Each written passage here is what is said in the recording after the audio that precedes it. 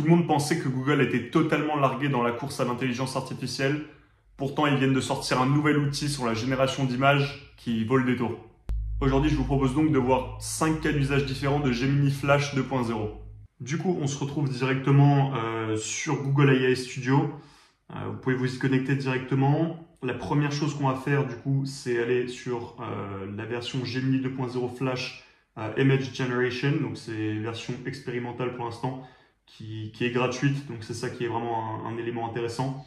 Sur les éléments de output, on va rester sur image et texte. Et voilà, donc je vous propose directement d'aller dans le détail des 5 cas d'usage qu'on va pouvoir faire de cet outil-là. Donc de manière assez classique, le premier cas d'usage qu'on va pouvoir avoir avec Gemini Flash, c'est la génération d'images à partir de texte. Jusque-là, rien de très innovant, mais Google a pu avancer sur ce sujet-là. Gemini 2.0 Flash permet de créer des images à partir d'une simple description textuelle. Par exemple, si je tape l'élément suivant, génère-moi une image d'un chat portant des lunettes de soleil assis sur une plage au coucher de soleil. Comme vous voyez, en quelques secondes, on a une image qui est générée directement.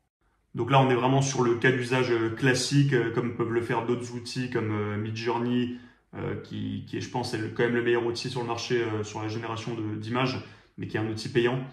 Là, en quelques secondes, voilà, on a un résultat qui est intéressant par rapport à la description textuelle qu'on a pu en faire. Ensuite, pour un deuxième cas d'usage, avec Gemini 2.0 Flash, on peut effectuer de la modification d'images à partir de descriptions textuelles, encore une fois. Donc tout simplement, l'outil permet d'éditer une image en modifiant des éléments précis, simplement avec des éléments de texte. Par exemple, si j'upload cette image ici, j'ajoute celle-ci d'Alex Hormozy avec voilà, son débardeur assez classique avec le gros logo de son entreprise. Je peux demander, donc j'upload cette image et je peux simplement demander de remplacer le logo présent sur le t-shirt par un logo Nike noir. Voilà, en quelques secondes, on a un résultat satisfaisant. Gemini Flash nous a permis de modifier une image, encore une fois, de manière conversationnelle. Maintenant, pour le troisième cas d'usage qui est intéressant pour Gemini Flash, c'est la reconnaissance optique de caractères, donc qu'on appelle aussi OCR, et l'extraction de texte. Donc là, en l'occurrence, Gemini Flash, en gros, est capable de lire et d'extraire des textes contenus dans des images avec une grande précision. Ce qui fait que ça peut être utile pour récupérer des informations à partir d'un document scanné ou d'une photo d'un tableau blanc, par exemple. Donc pour ce cas d'usage de reconnaissance d'image, je vais simplement uploader de nouveau une image d'un tableau qui contient pas mal d'informations, donc un cours de maths, et je vais lui dire d'extraire les informations sur le tableau.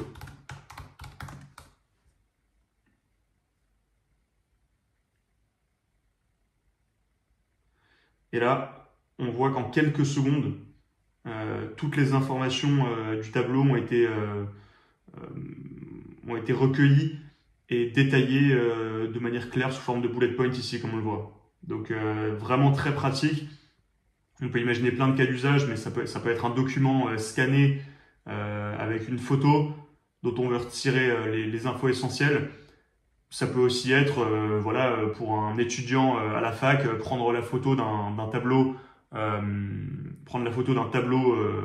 cours et extraire toutes les informations pour pouvoir ensuite les importer dans ses notes et ne pas devoir tout retranscrire.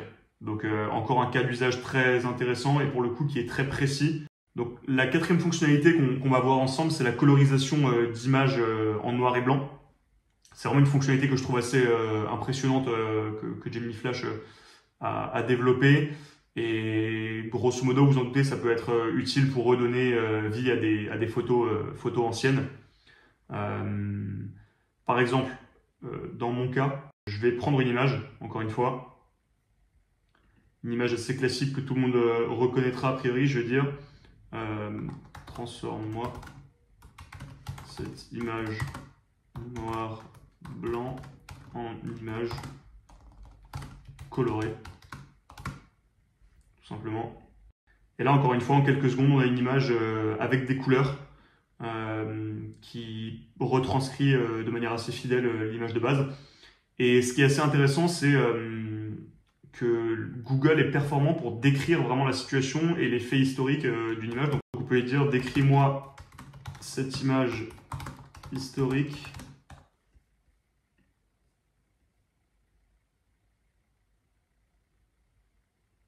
Voilà.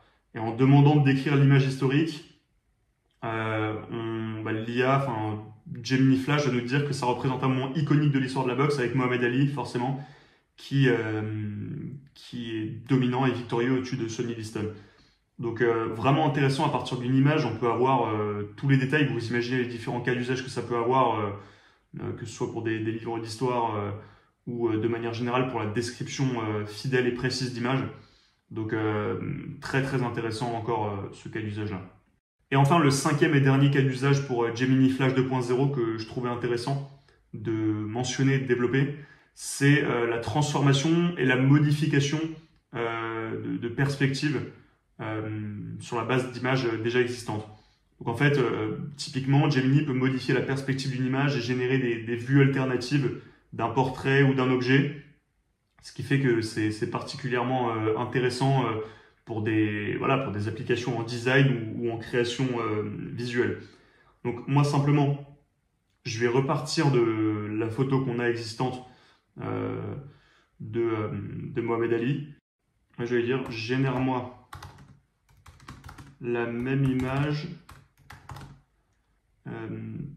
avec une vue depuis le public. Là, comme vous pouvez le voir, assez impressionnant. On a la même image, la même situation, mais vue depuis un angle différent. Et un dernier cas d'usage pour la route, toujours sur cette modification d'image. Là, on peut typiquement importer une image d'un mur vide dans un appartement. Et on peut dire ajoute une œuvre d'art, une œuvre de peinture sur le mur. Et là, en quelques secondes, encore une fois, je trouve que le résultat est très bien fait. On a une œuvre de peinture qui apparaît sur le mur, effectivement. Et vous en doutez, ensuite, avec l'IA conversationnelle, on peut vraiment faire des allers-retours pour modifier les images et obtenir le résultat qu'on souhaite. Mais en tout cas, voilà, j'espère que ça vous a plu, que c'était concret et applicable et que vous y voyez différents cas d'usage du coup à partir de maintenant. Ce qui est sûr, en tout cas, c'est que Google fait vraiment une avancée majeure avec Gemini Flash 2.0 et que la course à l'IA est définitivement lancée entre tous les différents outils qu'on peut avoir sur le marché. Donc merci à vous pour votre attention en tout cas et on se dit à la prochaine.